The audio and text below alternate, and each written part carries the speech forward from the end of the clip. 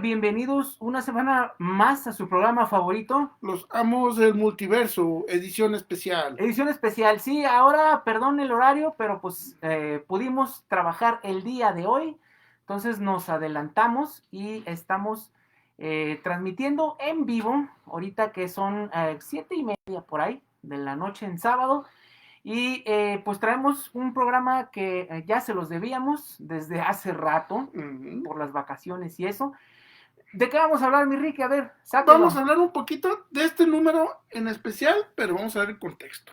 Muy bien. Vamos a hablar de un grupo que Ujú. son los, digamos que fueron muy populares, pero son ahorita de los menos conocidos, Ay, y en México prácticamente permanecen inéditos, inéditos. que se llama Excalibur. Excalibur. Y en este caso es el primer número, o el número premier, Ujú. que se llama La espada ha sido desenfundada. The sword is drawn. ¿Verdad? Entonces, escrito por Chris Claremont y dibujado por el gran Alan Davis, que este sí es inglés, y ¿Chris Claremont entintado. también? Pues sí, ¿verdad? Sí. Pero ya más agringadito. Pues sí, pero pues él es de Londres Desde también. Londres Sí. y como John Byrne también, que era También. de Inglaterra. Y el entintador también es inglés, que se llama Paul Neary, Paul Neary. Ajá. ¿verdad? Que ese también es mucho tiempo ahora sí, Marvel UK Sí. o United Kingdom. Pues es una chulada, la Así verdad. es. Miren, nomás con que vean el arte. Ahorita vamos a enseñarlo. Y vamos a ver quiénes formaban el Uy. equipo de Excalibur, Ajá. ¿verdad? Que Aquí, eran. sin spoilers, vamos a poner Así el es. equipo original, que después Sí. cambió, creció, disminuyó, que pero bueno. se, que se llaman el Capitán Bretaña, Ujú. Megan, Su novia. ahora sí Rachel, que era la Phoenix Junior, Ajá. Nightcrawler, Kitty Pryde, y se me hace que ya Y no se ya, me pasa ya, ninguno, ¿eh? ahorita por el Estos son los momento originales. son los originales. Excalibur, esta Uh-huh. serie. Y bueno, vale la pena mencionar varias cosas de esta serie, porque sí es de los X-Men, pero creo que es como que la más separada de Exactamente, los X-Men, ¿no? exactamente. Y bueno, esta serie originalmente se dio porque, bueno, ustedes recordarán que pues en aquel entonces, en los 80s, pues Chris Claremont era el papá de los pollitos en Marvel y pues obviamente en los mutantes, por ser quien era, y siempre estuvo como que a la vanguardia de dibujantes, ¿no? Así es. Siempre conseguía los mejores, pues ahí tenemos John Byrne, ahí tenemos Paul Smith, Uy, ahí tenemos... estaba a punto de entrar Jim Lee al Uncanny X-Men. Ajá. Luego también Mark estuvo Mark Silvestri, Silvestri en Wolverine. John Romita Jr., o sea, ya John tenía... Romita Jr., que era el que estaba dibujando Uncanny X-Men en esos tiempos, Ajá. antes de que entrara por ahí Jim Lee, Ajá. y más adelante entró Mark Silvestri. Sí, y bueno, pues en esa búsqueda de dibujantes ultra super reconocidos, Chris Claremont quería precisamente al buen Alan Davis en la serie de los X-Men. Le dijo, la verdad es que me da miedo regarla porque la vara está muy alta. Digo, humilde el hombre viendo La el verdad arte que que sí. hace. Y bueno, a él lo recordamos porque ya estaba en Marvel UK, hizo el Capitán Bretaña junto con el otro Alan Moore, Alan Moore. nada más. Y después Jamie Delano, Uh-huh. que ese es de la fama de Constantine. O Ajá, Constantine. de Hellblazer. Así es. Y bueno, el caso es que después él se fue a Estados Unidos, como todos los de la invasión inglesa, pero se fue a DC. Hay que recordar que estuvo en Batman, Batman and the en The Outsiders, y en Outsiders Detective y en Comics, Detective. que él fue el que reinició junto con Mike W. Barr Uh-huh. a Batman después de la crisis. De la crisis. Pero dijo, yo no me siento seguro como para hacer los X-Men porque está muy alta la vara. Entonces a Claremont se le ocurrió, ¿por qué no hacemos un título que sea totalmente inglés? Así es, totalmente con sabor inglés. Ajá. Que toda la base de operaciones estuviera ni siquiera en la isla Moore, ni siquiera en Londres, Uh-huh. sino que estaba en una isla que vamos a suponer que era como, ahora sí, vamos a poner como la isla de Aquaman, que se llama Hobbs Bay. Ajá. Si no me acuerdo, el equivalente en Marvel, Uh-huh. que era nada más el faro, El de faro. guía, y ahí era donde vivían, o donde era la base de operaciones de Excalibur. Del Capitán Bretaña Del primero. Capitán Bretaña y Megan. Y lo importante aquí es que ese faro existía en todas las realidades. Exactamente. Era un puente a todas las realidades, a todas las tierras. Hay que recordar el concepto del 616 creado por Alan Moore, precisamente en Capitán Bretaña. Capitán Bretaña. Entonces, bueno, ahí es donde empieza la historia, pero hay que recordar que antes no se escribía para el trade, ¿no? Así es. Entonces, esta historia es se puede decir, conclusión de muchos, la conclusión y el inicio de otras muchas historias, entre las que estaba, pues obviamente, el buen Capitán Bretaña de Alan Moore y Alan Davis, que fue en Marvel UK, bueno, en esas páginas de, ¿cómo se llama? Creo que eran Los Increíbles o los Daredevils. Ajá.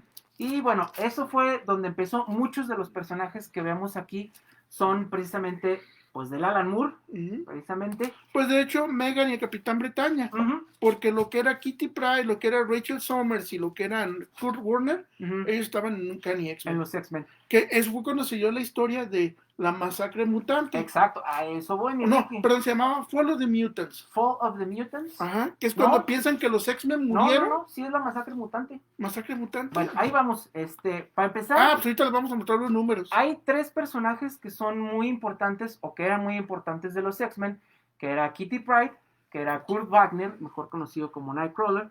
O el merodeador nocturno. Y Rachel, que Summers.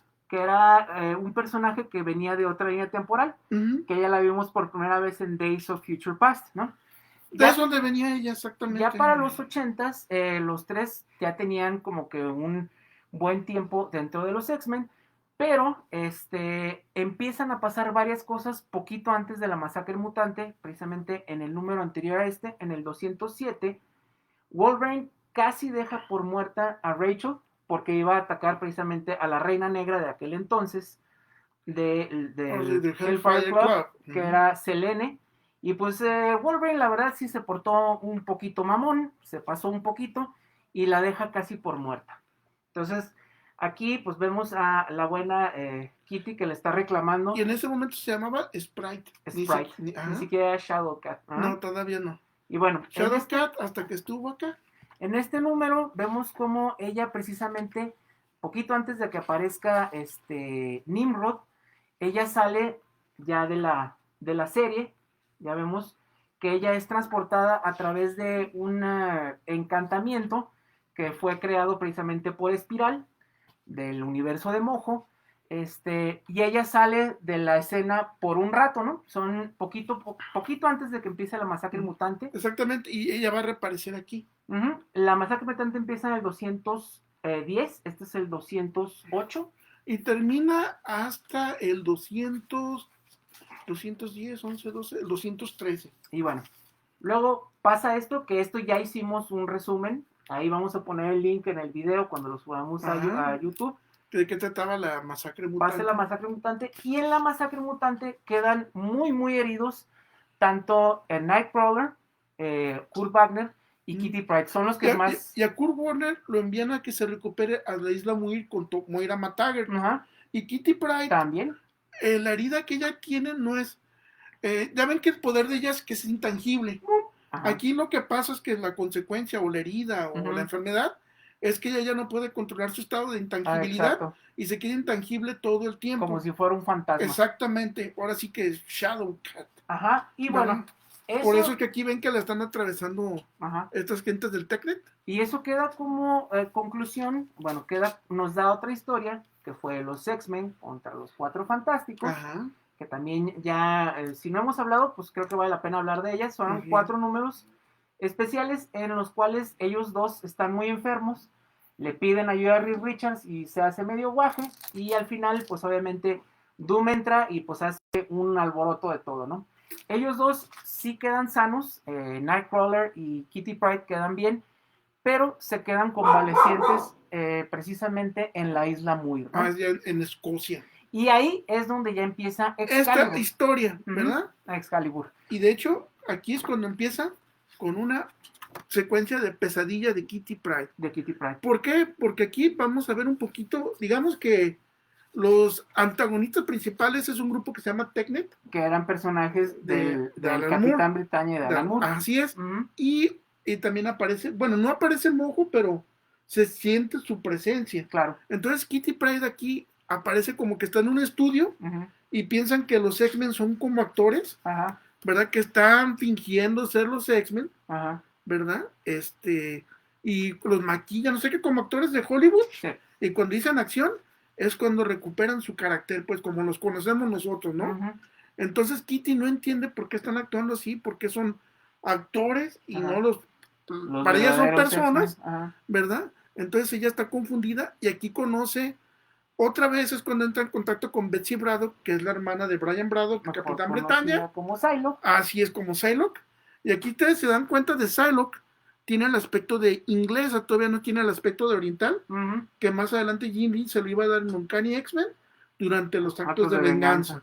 Todavía falta. ¿Verdad? Entonces aquí la pesadilla es de que, si ustedes se fijan, Psylocke no tiene ojos.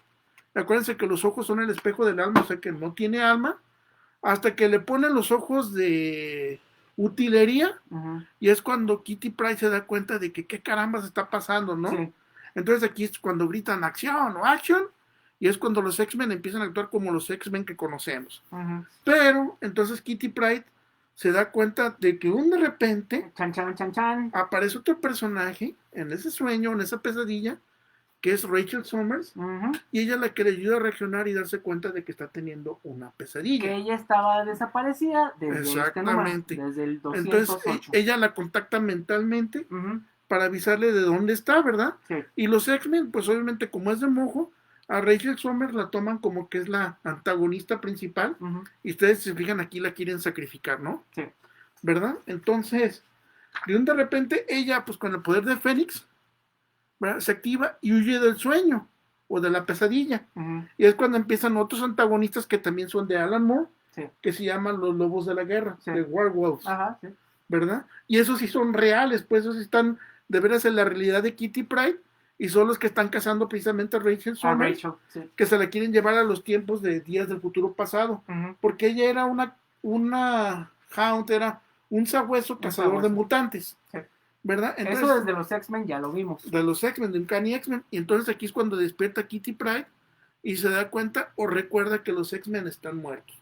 O ella piensa que están muertos. Porque acaba de suceder, ahora sí, lo que tú dices, Fall of the Mutants, donde todo el mundo piensa que los X-Men han muerto precisamente en Dallas. En Dallas, y realmente lo que sucedió es que los X-Men viajaron de Dallas, se fueron a vivir a Australia. Por el Sig Perillius. Así es, que el Sig Perillius, que es una compuerta, de que abre un aborigen, precisamente un mutante aborigen, y que los lleva a vivir a Australia. Pero esa es otra historia que más adelante contaremos después. Y ¿verdad? Tiene que ver con otro personaje que también aparece aquí, que es la Roma, o la emperatriz del tiempo. Sí, así es. Ella es la que les da esta joya, el Sig Perillius.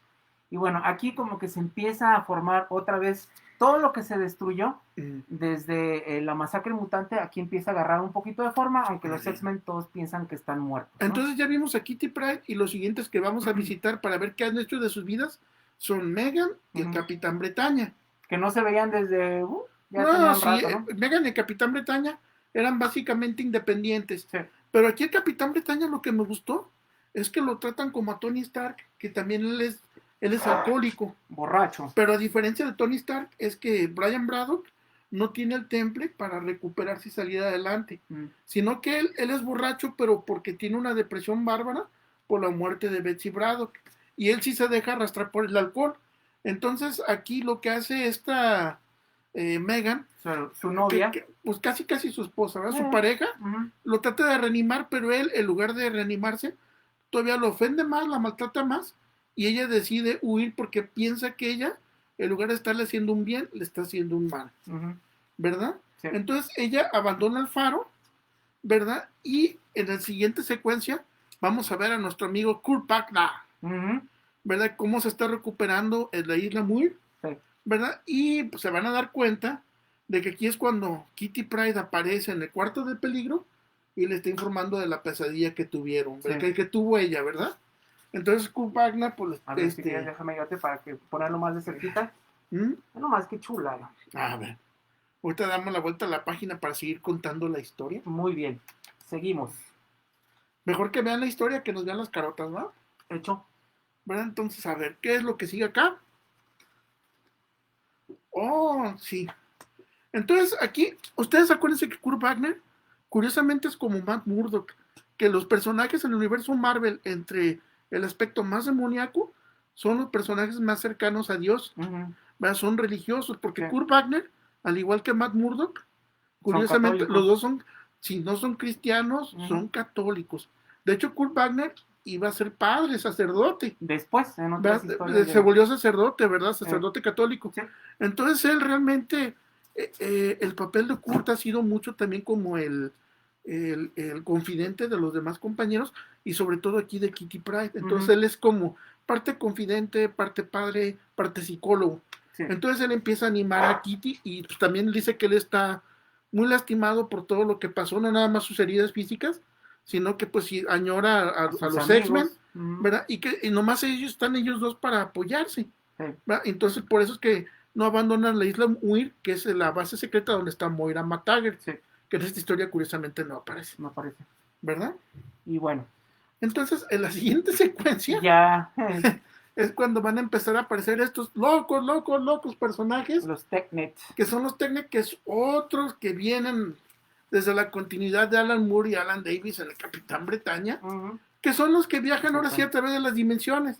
Sí. Pero son como mercenarios, pero atontados. Hagan de cuenta que es como si fueran payasos de circo, ¿verdad? Que también dentro de los alocados suelen ser un poco peligrosos, sí. ¿Verdad? Aquí hay que recordar que mientras en los otros títulos que estaban en aquel momento llamados X Factor, X-Men y los New Mutants, había muchísimo drama, porque todo era muy serio. Acá el tono es muy ligero, o sea, no deja de haber mucha aventura, no deja de haber mucha acción, pero el tono era como que más cómico, un poquito, ¿no? Más de comedia, más así ligero. Es. ¿Verdad? Entonces, aquí la siguiente secuencia es de que estos del Technet, ellos están trabajando para Mojo, y están cazando a Rachel Summers, la están buscando a través de las dimensiones. Aquí está la emperatriz. Opal Saturnin Magistrix. Sí. ¿Verdad? Que es algo así como... Cuando yo la leí que no conocí bien el personaje, yo pensaba que era como una parodia de la reina Isabel. ¿Verdad? Pero bonito. Pues sí, ahí nomás, es la única diferencia. Esta sí la pusieron toda guapa, como la sabe hacer Alan Davis. Y bueno. ¿Verdad? Entonces aquí estamos viendo de que pues es la aplicación de que estos del Technet están siguiendo a Rachel Summers a través de las dimensiones. ¿Verdad? Y Rachel, como se le apareció Kitty, pues ellos la siguieron hasta el laboratorio de la isla Muir, y es donde se aparecen, y es donde empieza el primer desmice, la primera lucha de bar. Aquí quiero hacer un paréntesis. El tiempo que estuvo Rachel fuera, sí fueron bastante tiempo. Chris Claremont se suponía que iba a ser una miniserie contando qué le había pasado en todo este tiempo. Iba a ser el mundo de Mojo, precisamente. Ajá. La villana iba a ser Espiral, pero por alguna razón u otra, la serie nunca se hizo. Y bueno, aquí más o menos se explica qué fue lo que pasó. Y Espiral, ¿no? Fíjate que debutó en una miniserie que se llamaba Longshot. Longshot. Que igual era que de Ann Nocenti y de Art Adams. Así es. Y bueno, se suponía que iba a pasar eso. ¿Cómo la arreglaron? Porque Wolverine la había dejado pues casi por muerta. Entonces iba a ser cómo la arreglaron en esa parte de la dimensión que se llama The Body Shop, o el Corpario. Pero bueno, ya nunca lo vimos, pero bueno, aquí se entiende qué fue lo que pasó. Curiosamente, si te fijas bien, es un homenaje velado a Jack Kirby y Omac, que era construye a su amiga, sí, pues sí. Que también hacían amigos por encargo y construían cuerpos. Ajá. Entonces, en cierta forma, yo creo que Chris Claremont, consciente o inconscientemente, le rindió homenaje a Jack Kirby. Y eso del Corpario seguiría afectando a los X-Men, precisamente Psylocke fue donde cambió su cuerpo de inglesa a oriental, fue precisamente gracias a la magia del Body Shop o el Corpario. Así es. Y bueno, pues ya empieza la melee, ¿no? Aquí ya llegan los perros de guerra. Así es, a cazar, porque todos están cazando a Rachel Summers. A la pobre Rachel. Así es, todos son mercenarios y van sobre... Perdón. Tranquilo, mi Ricky. Van sobre Rachel, y Rachel intenta escapar. Entonces ella, sin tener tiempo a pensar, el único destino que se le ocurre para escapar en ese momento es el mero Londres, y aquí estamos viendo el Big Ben, que me supongo que es muy cerquita, tú que conoces Londres, que es muy cerquita de la Plaza Trafalgar. No tanto, pero bueno, está medio cerca. Bueno, se supone que pues es la parte céntrica, ¿no? Sí, de Londres. Sí, hay unos pequeños movimientos de geografía, pero bueno. Así es, entonces, como el estilo de la momia. Más o menos. Que la momia juntan el puente de Londres con el Big Ben y bueno, qué atrocidades. Y bueno, pues total. Entonces aquí sigue la persecución de los lobos de guerra con Rachel Summers, ¿verdad? Y Rachel acaba con uno de ellos que bajan al metro Ujú. y se dan cuenta de que estos lobos de guerra, como son de metal, son buenos conductores de electricidad. A uno de ellos lo electrocuta. Sí, Y otra cosa, los lobos de guerra son medios grotescos, porque ellos absorben a los humanos y absorben su piel sí. y se disfrazan con la piel de los humanos. Pero aquí, pues, Alan Davis sí es muy bueno, y también te vende la idea de que pues es una cosa muy grotesca cuando se ponen la piel de los humanos, Ujú. el pellejo, Sí. ¿verdad? Para hacerse pasar ellos como humanos, ¿verdad? Y bueno, Entonces aquí es cuando ya se da cuenta, después de la lucha que tuvieron con el Technet, Kurt Warner va a hacer un reclutamiento porque necesitan, pues, ¿quién los puede ayudar? claro. Entonces ya se de la existencia, Megan ya se había aparecido con ellos, entonces sabían que Kurt necesitaba el músculo, Ujú. que era el Capitán Bretaña, Bretaña, y fue al faro y se dio cuenta de que el capitán estaba totalmente borracho por la depresión que tenía, ¿verdad? por la muerte de su Por hermana. la muerte de Betsy La Braddock. muerte. Así es, entonces Kurt lo obliga a reaccionar. ¿Cómo creen? Pues preparándole un café muy inglés, ¿verdad? Hagan de cuenta que si hubiera sido un mexicano, en lugar de un café, le hubieran preparado una torta ahogada. Ey, Para unos que se den chilaquiles. cuenta, exactamente. Pero más bien la torta ahogada, que es Los más dos. popular, ¿verdad? Entonces aquí le está dando su cafecito, le está explicando la situación a Brian Braddock, Ujú. y es cuando ya Kurt obliga a Brian, le dice, tú no eres el único que está sufriendo, todos Sí. estamos sufriendo, necesito que reacciones y salgas de esa depresión. Ujú. Y se me hace bien curioso porque Kurt es flaquito, delgado, y Brian pues es puro músculo, y vean cómo lo trae Kurt a Brian, Sí. ¿verdad? Lo trae como pelota. Y ahí empezaría como esa rivalidad, a veces no tan amistosa, entre los dos personajes Así es. masculinos, ¿no? Y entonces regresamos con Rachel Summers, que está ahora sí que en una noche neblinosa clásica de Londres, y es cuando el Technet la alcanza y la atrapan. Ujú.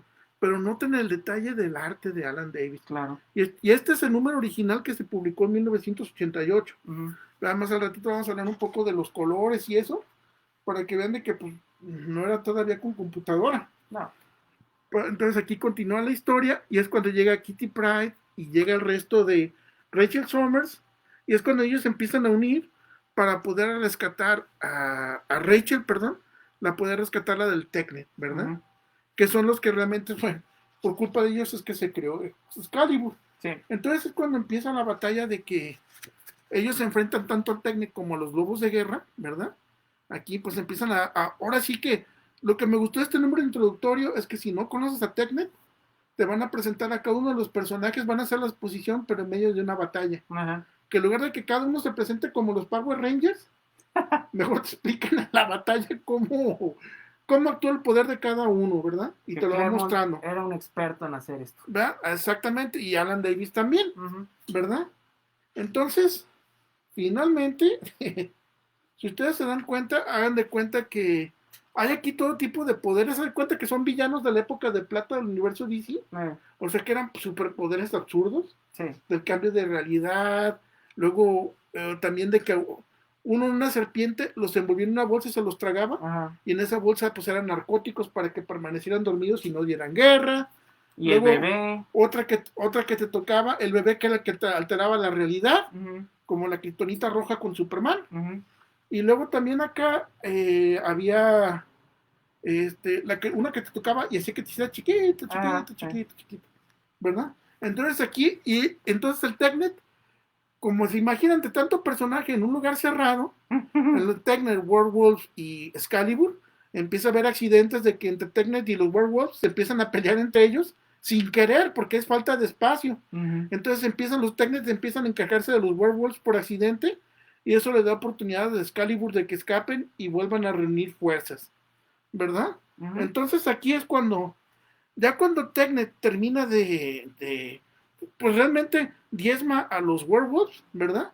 Y Technet va a seguir con la persecución, pero llaman también, como ellos estaban bajo un contrato si no me acuerdo si era de Saturnin, creo que era Majesty la que estaba dando el contrato, Ujú. para que trajeran no, era Moyo, ¿verdad? Entonces, no me acuerdo, ahorita se me fue el detalle. Se les acaba el contrato, ¿no? El chiste es de que se les acaba el tiempo para cumplir no el quiero, contrato. vámonos. Entonces ya se tienen que retirar y es cuando pues queda el equipo, dicen ellos, ¿qué vamos a hacer, verdad? Los X-Men han muerto, estamos nosotros solos, se reúnen ellos afuera del faro, Ujú, ¿verdad? Que es una isla, pues se puede decir que desierta, hacen su fogata, ujú. y es cuando deciden ellos que van a formar un nuevo equipo para honrar la memoria de los X-Men, Ujú, ¿verdad? sí, Y este equipo, para honrar una traición heroica del Imperio Británico, deciden llamarse Excalibur en honor a la espada del rey Arturo y a la exacto. mesa redonda. Y así comienza el nuevo equipo, ¿verdad? Así es, aquí es donde te dicen la final, y la espada, después de mucho tiempo, ha sido desenfundada. Y aquí sería el inicio de una serie, después regular, que llegaría como hasta el número 125 por ahí. Yo creo que fue un poquito, como Por, 130 y tantos por números, ahí más o menos. ¿verdad? Los primeros 2 años estuvieron escritos por Chris Claremont Uh-huh. y dibujados por el gran Alan Alan Davis Davis. y los que eran artistas así de, no de relleno, sino Uh-huh. los que los sustituían, uno era Ron Lee Uh-huh. y otro era Marshall Rogers. Ahí Fíjate, nada más, Marshall Rogers, no no más. más. Y bueno, Eso fue en el primer año. después él abandona, en el número 24, Chris Claremont abandona. Y también después Alan Davis Alan, abandona. Alan Primero Alan Davis, Davis abandona uh-huh, y después Chris Claremont. pero Eh, Alan Davis regresaría como para el número 40 y 42, tantos, 42. del 42 al 67, Ajá, su tintador iba a ser el nuevo Mark Farmer. y él escribía Y solcito. Alan Davis escribía y dibujaba, o sea que todavía estaban. A mí me gustó más la segunda etapa Sí, de Alan Davis, sí, sí, cuando él solo agarró el control, sí. que en esta primera etapa con Chris Claremont, porque aunque sigue siendo absurdo, Uh-huh. ya tenían más sentido las historias. No, y aparte, pues ahí demostró que sí es muy buen escritor. Escritor. Aparte de ser Ajá. muy buen artista, es muy buen escritor. Y bueno, a él después como escritor lo veríamos en The Nail de la JLA, Another Nail, The End de Los Cuatro Fantásticos, Clandestine. Entonces, Sí, ¿dónde está? tiene mucho, mucho. Esta serie vale muchísimo la pena y pues más bien la que siguió, pues también, ¿no? Lo que fue ya la serie regular, vale mucho la pena, pero este es así como que el punto de inflexión Este donde es aquí empieza. donde empieza todo, y aquí es donde se dio a conocer el público americano, porque Capitán Bretaña se publicaba en Marvel UK, Sí. todavía no llegaba a los Estados Unidos. No, Y todavía no era tan después, conocido. ya cuando empezaron a sacar el mercado del cómic, del mercado directo de los cómics, y se empezaron a sacar los trades, fue cuando ya se empezó a conocer el run de Alan Moore con el Capitán Bretaña. Que es muy bueno también. Yo creo que después tendremos que hablar de él, pero por el momento empezamos con Excalibur y aquí termina esta reseña. Muchas gracias por Este rato que estuvieron este con rato. un sábado ya la nochecita, Y pues a bueno, gusto. la semana que entra yo creo que Cuates. regresamos a nuestro horario normal y pues esto lo trepamos en la semana ahí en el YouTube, ¿verdad? ¿Verdad? Y esperemos de que lo disfruten, ¿verdad? De que acuérdense que también los días martes es cuando se hay el programa de los Amos del Multiverso Así es. en Guanatos, FM. ¿verdad? ¿A qué horas? A las 7, de 7 a 8. Y bueno, pues por nuestra parte es todo. Muchas gracias, por favor. Recuerden conectarse, recuerden darle suscribirse y pues por el momento es todo. Con ustedes estuvieron Ricky, y Masaki. Nos vemos la próxima. cuídense. Nos vemos. Bye. Vamos a pagarle, Ricky, antes de que empiece a decir.